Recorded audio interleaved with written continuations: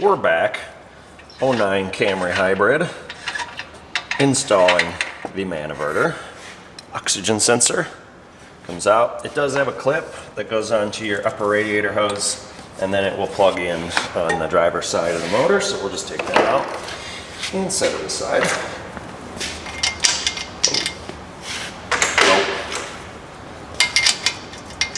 Yep, first try. I broke a couple of these loose.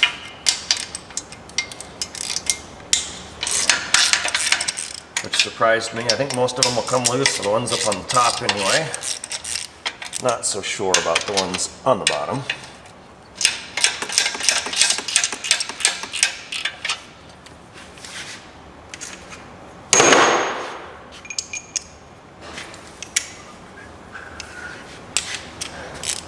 Let me make a look for this one. Oh. Okay, that's easy. Okay. I think what we'll do, so we don't have a catalytic converter fall on our tootsies, we're going to leave the top two in, and it looks like I'm going to pull the top three. Little nuts holding everything together. If you have to replace them, they do appear to have a captive built-in washer.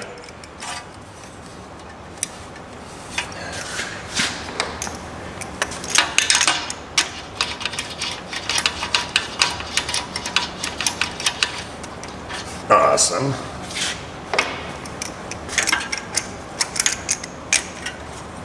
Okay. Oh, that's showing some promise. Sort of loose. All right. So, the plot thickens. Oh, I'm just going to drop these loose from the bell housing here instead of trying to mess with those. Car's been to Toyota. Service center, service department says it needed a battery. Oh, says this problem never happens. I said, what do we got to lose? Okay, we'll put a converter in it. I can look at the face of the catalyst on this and see it's very clearly plugged, but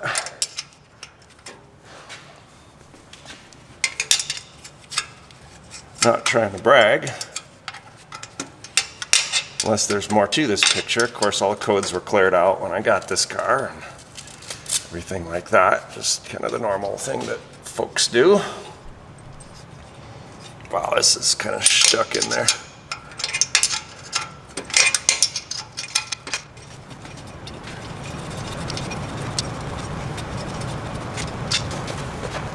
But anyway, the customer says he has never had any problems, and that the dealership told him it's a super rare fluke, and all of that other good stuff. So I said, okay. Wow, it's still kind of stuck up there. I think we'll pull these next. I did get replacement fasteners, just because, well, you know, 180,000 miles and 10 years worth of awesomeness. I did soak all these down the other day with the Zap. So anyway, I figure, oh God, oh man. Okay. Sweet, got lucky on this one. The converter will come with new studs, so if we break one, I really don't care. At least I assume it will come with studs. I hope it does. I just looked, it doesn't. We'll have to put bolts in it. Why? Because we went with an aftermarket converter. Why? Because it's half the price of Toyota's converter. Why? Because it is. Oh, this one's not happy. Probably could do this with an impact. I think I'm gonna go do that. Watch it, tootsies.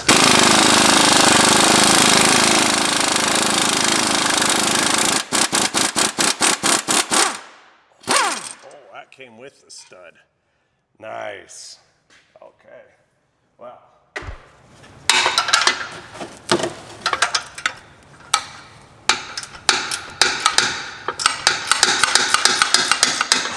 Forget that. Watch your ears, folks.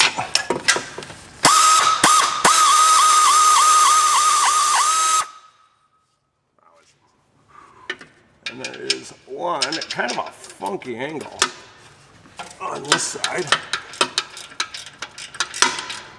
Probably administer the reach around.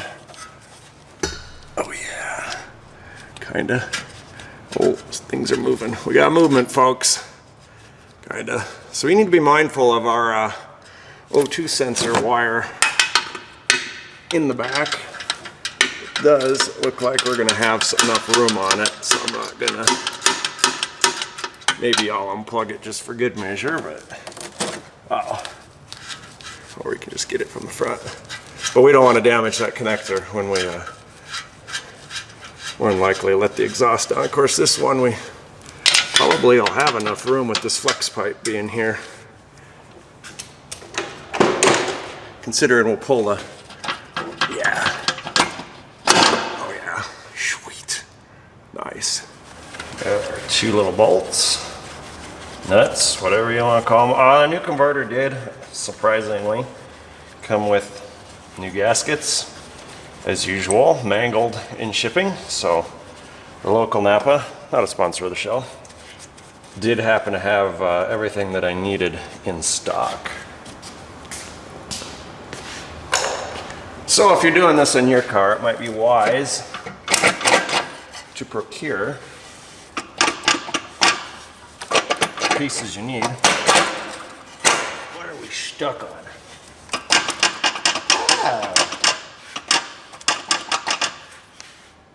Okay. So we got studs where I took those two bolts out of the bottom here of the converter that I just showed you in the last clip. Apparently we got to take them loose from the engine too, because there's studs, stupid me, in the converter, and they ain't gonna come out. So that'll be pretty easy to do. I know you can't see, but seriously, if you look down, you can see them. You can't miss them, they say. Oh, it's tight. That is tighter than my wallet.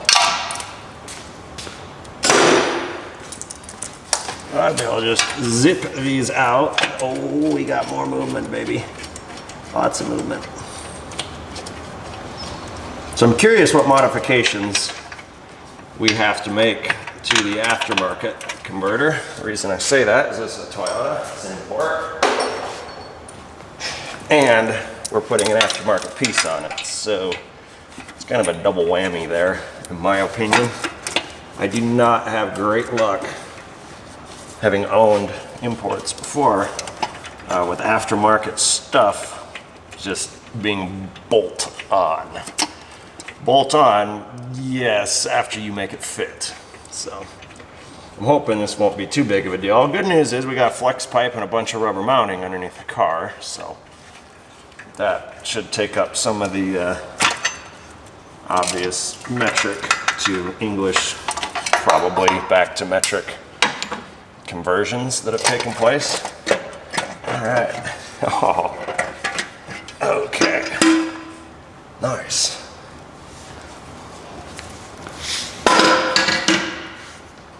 Pull our gasket. Okay, got a metal gasket. Got a Felpro replacement. The original or the replacement converter came with this gasket, but it was pretty destroyed. So we'll just keep that. Make sure other stuff fits. I'm gonna take a wheel and clean up the head real quick. It's just standard roll lock cookie wheel. Don't go hog wild.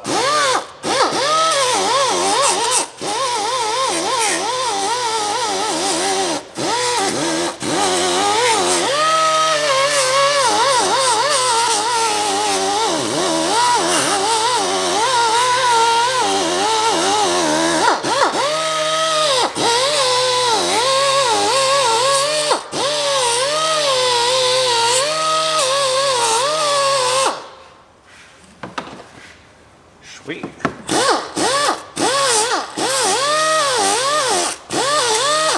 Clean. Next.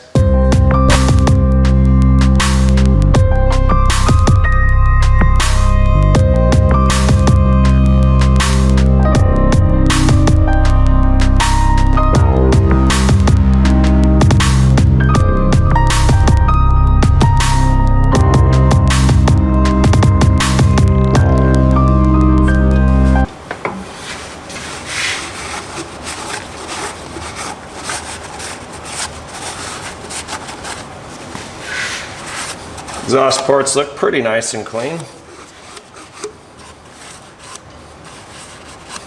Spoke too soon. So these engines do have a little bit of an issue with oil consumption. Doing some research, it's apparently pretty well known.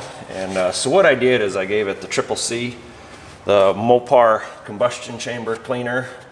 I gave it the V12 Kim tool and a good dose of fuel injector cleaner all down the spark plugs, let it sit for several days, kind of barred the engine over a little bit, and then I ran it, which seemed to just totally plug the whatever was left of the original converter. So the car actually ran worse, but I figured, let's just test fit real quick.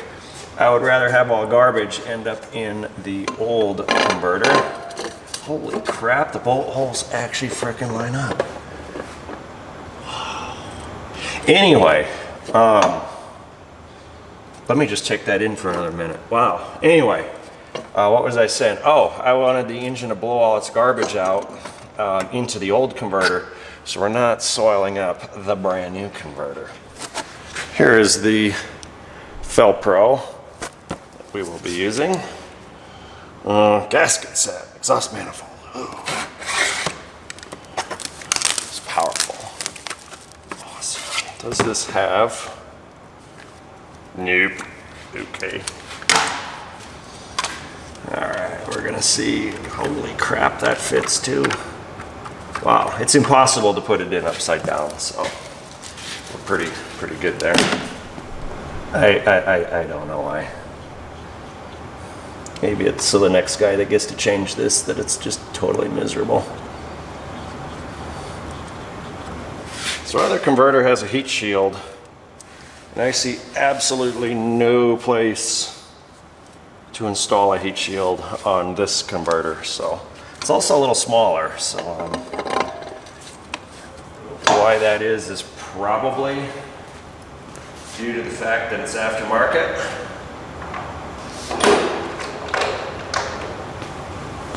A lot of the aftermarket cats are a little bit smaller. Just gonna kind of hand tighten everything. Get everybody, that's the wrong one, buddy. Jeez. Don't mind me, first day on the job. Anyway, I noticed a lot of them cats are smaller aftermarket. I don't know if it's better technology or what exactly the deal on it is, but as long as the engine runs,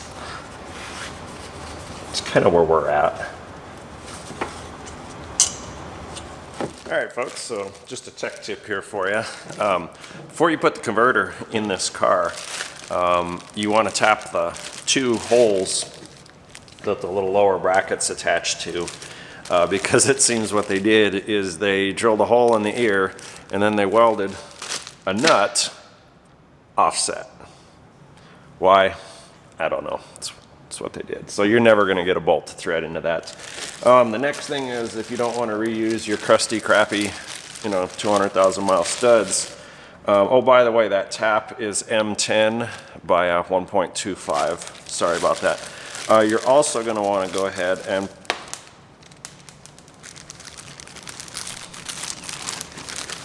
go ahead and purchase yourself some replacement M10 125. I believe they're by 25,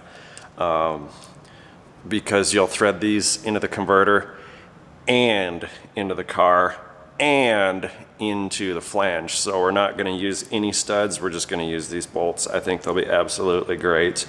I don't see there being a problem with them. Go ahead and get yourself some washers too. So this is like $10. I didn't have any of this kind of a unique size. I don't use many of these size in my bolt bin. So apparently Trump's tariffs are raising the prices according to the store. So that's what I know. Anyway, don't forget the extra hardware. It's not mentioned in the instructions. All right, so what you're gonna have to do now is you're gonna end up pulling this converter on and off the engine quite a few times, because you get to bend the little ears that bolt it to the motor. It's really self-explanatory. But what you're trying to do is you're trying to get these little brackets, which you're not gonna bend, to bolt up to the engine and to the converter. So on the converter, you can bend the tab. I just take it off, use a hammer, and beat it a little bit. The flange bolts up beautifully, so I don't see a problem with that. Maybe the tabs got bent in shipping, or maybe like pretty much everything aftermarket, they were just made a little off. So it looks like this one has to be bent in, and I got the passenger side already lined up really close, at least to where I can thread the bolts in, and it'll bend it the rest of the way when we tighten it down. I got to finish up the driver's side. Doesn't make for very good footage, so I'll just do it off camera. It's a lot of this and that and beating it with a hammer. Good thing is you can do it all from the top of the car if you're doing this at home, so just be aware of that. So at this point, excuse me, we're just fitting everything together loose, getting everybody started so we don't strip anything out. And I'll let you kind of take a look here at what we've been doing. So right there is a little bracket. I'll get some light going on it.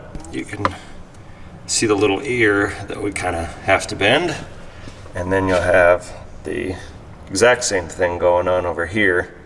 And we're just going to put everything together loose, and then we'll bolt it to the engine, and then we'll tighten those bolts down, and that little piece of metal should bend fairly easy. All right, you can take a look. Everything bolted up. Focus. Everything bolted up real nice. That's the driver's side. We used our new bolts, and that's our passenger side right around the air conditioner. That bolted up real nice. It bends those little ears on the cat pretty easy, so just make sure you got it threaded into the engine all the way so we don't strip anything out. Let's go ahead and connect the exhaust up. Next, what we're gonna do a little chisel action. Get rid of all crusties. I already popped off the little gasket that goes on here, so they're usually pretty easy, just about that number, or they come off in 300 little pieces, but you know, whatever. We're just gonna get most of the trash off of this.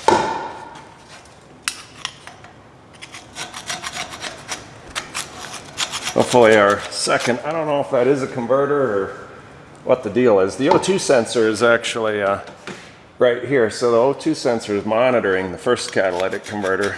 If this thing indeed does have two, the performance of the second one isn't being monitored. So keep that in mind.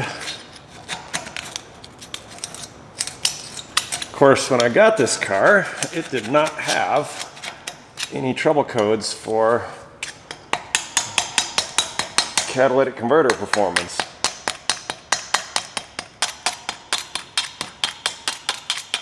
Wow, you know, I got a tool for this that I don't know if I got here, but I know I got it at home. But we'll just chisel away with our pry driver slash chisel slash hammer slash screwdriver slash everything. The converter gasket is apparently what this is called. So we're going to slide that. Oh, that sort of fits. Good enough. All right. So here's where we're going to use our 2 new bolts. You can see that those thread up into the converter real nice. Just double check. Everything's good. Now, I'm going to need to do the bend and pull. No big deal. Double check, make sure our gasket's installed. Don't want to make that mistake once. Oh, we're going to push this back. Face full of dirt. All right. Oh, squish it forward. We're going to bolt up everything loose first. So let's go ahead. Install. Oh, it feels like it's threading in. Wishful thinking. Oh my goodness, it's going.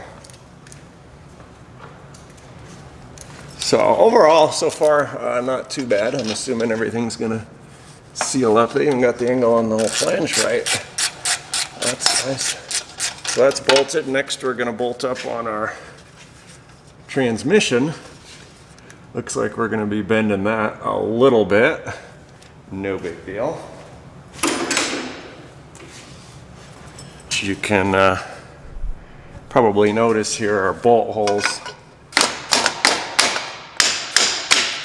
don't quite line up.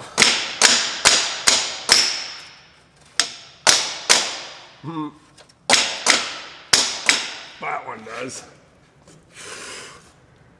Oh, and that one's super close. Nice. Oh, we ain't threading that one in. Alright.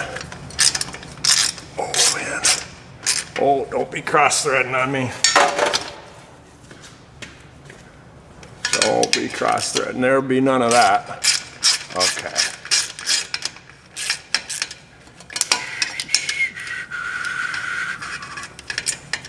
We're not going to tighten him. We're just going to kind of use him to position. Put the other little pain in the butt one in over here.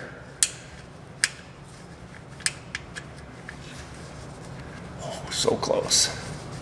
So close.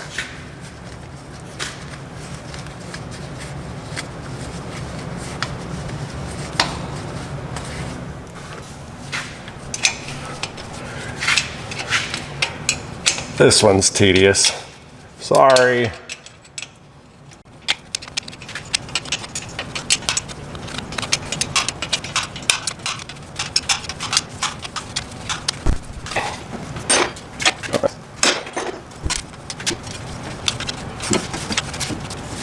Okay, we are done under the car.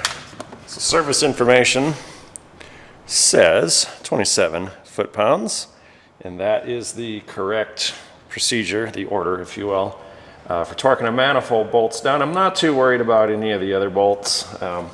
Snug on those is just going to be good enough, I think. Find my socket.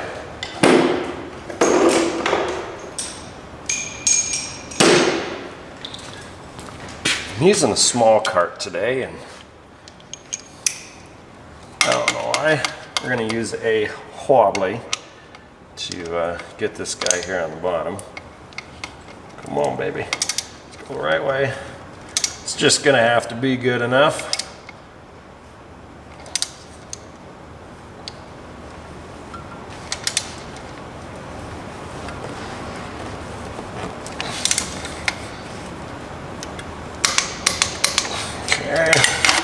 There is that one. Get rid of said wobbly now. Number 2. Should feel it. Crush that gasket a little bit, which is what we're going for. 3.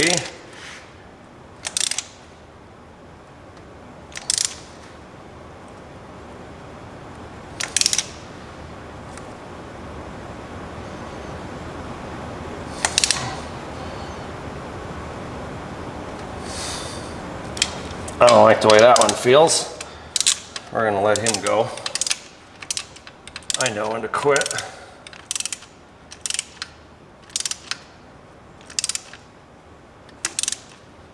Most people probably don't even torque these things down. I'm gonna back off a foot-pound just for safety. Yeah, we're good enough on that. And lastly, number 5. Really?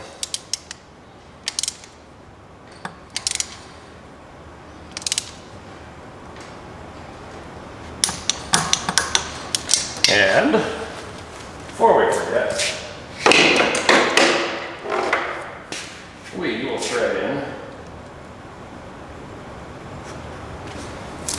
the O2 sensor, somewhat important.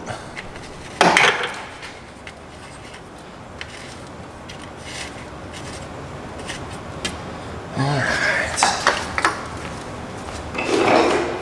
We'll use the appropriate O2 sensor installation tool.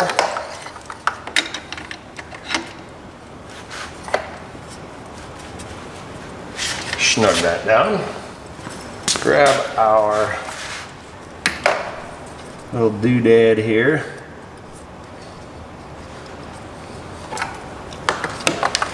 Plug the wire in first. It is a little tight to get to.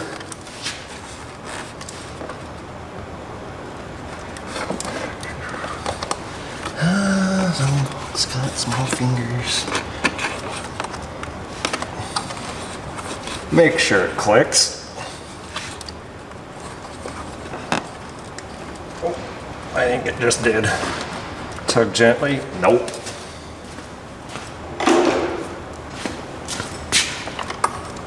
Need a light.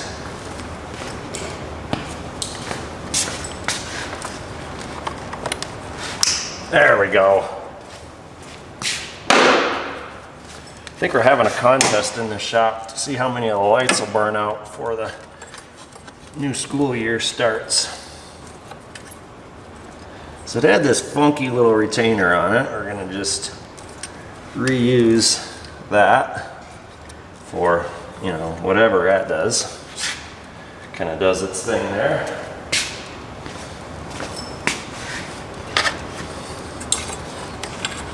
Add another clamp. Went around the radiator hose. Man, they really secured this sucker down. They didn't want it going anywhere.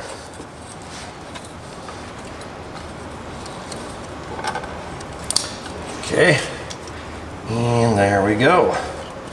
So I might maybe adjust that away from the heat a smidge. And there we go.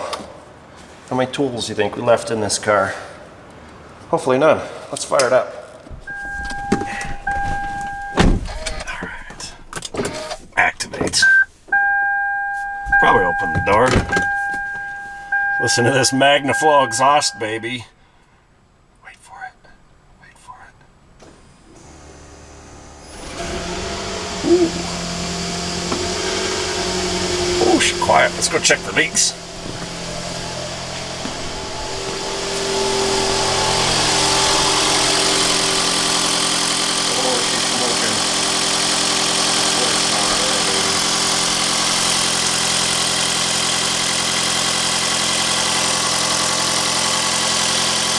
Nice. Don't hear any major leaks.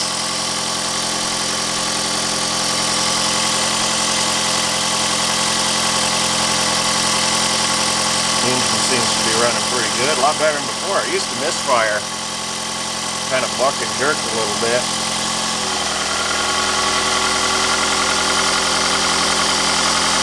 A lot happier now.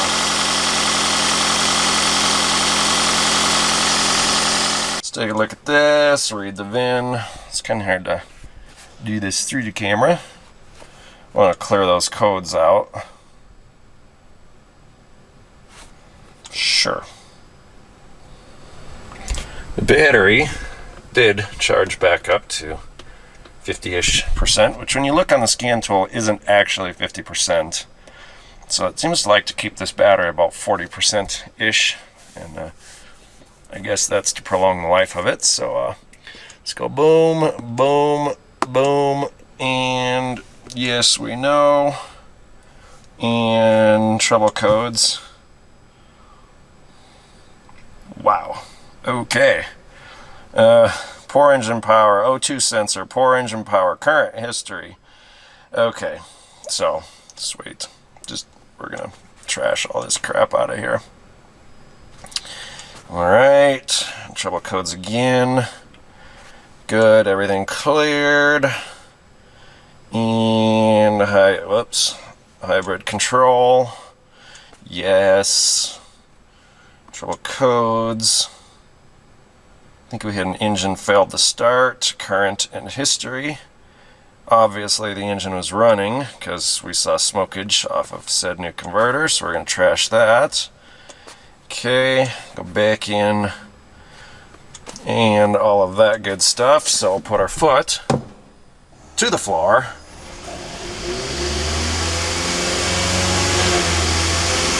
We're at rev limiter at like 2,000 RPM.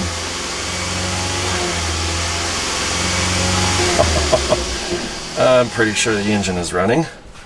So let's go back into hybrid control and trouble codes. Nothing. Sweet. Okay. All right. I think we're gonna road test.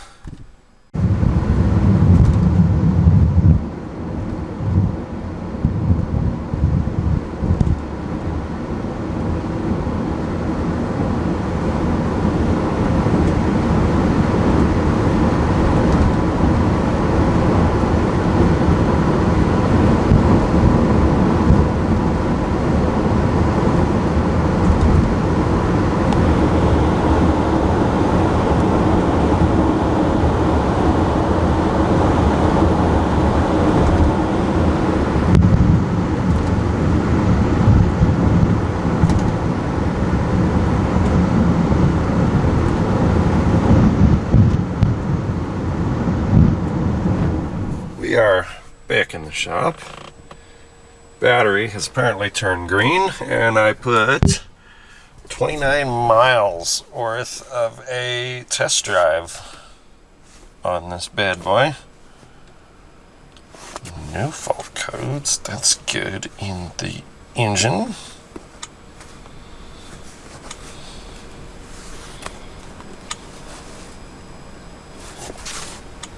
That's good. I'm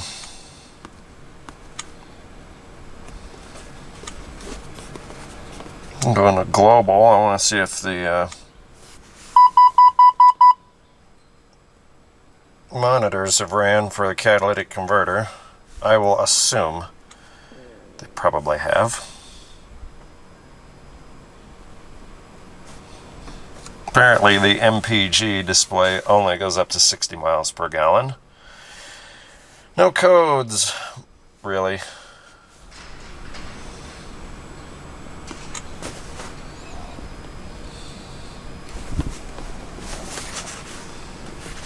UVAP's incomplete. That's typical. Catalyst monitoring this drive cycle, so I ran the catalytic converter. Misfire.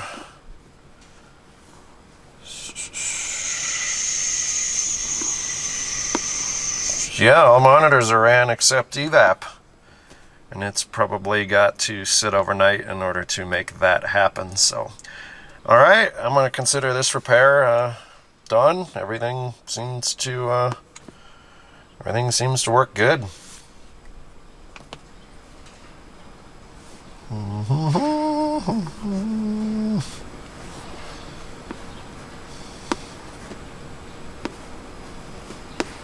Catalyst, I don't know why that says NA.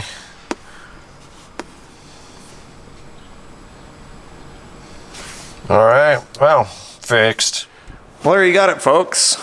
Not sure why the dealer, hybrid certified, couldn't figure that one out. I don't know. Anyway, the car appears to be great. 27-mile test drive, road test, whatever you want to call it. Lots of hills, really good steep hills. Don't really see anything wrong with the battery, so I'm going to send this one out the door. Back onto the road, we'll move on to the next one. Hey, if you liked what we did here, if you learned something, if this video maybe helps you out, leave us a thumbs up, leave us a comment, criticisms, anything like that. Be sure to subscribe to our channel. These videos actually take a ton of time to get, done right and things like that. So that lets me know that you guys are watching them, and then I will keep making them. So as always, thanks for watching. See you next time.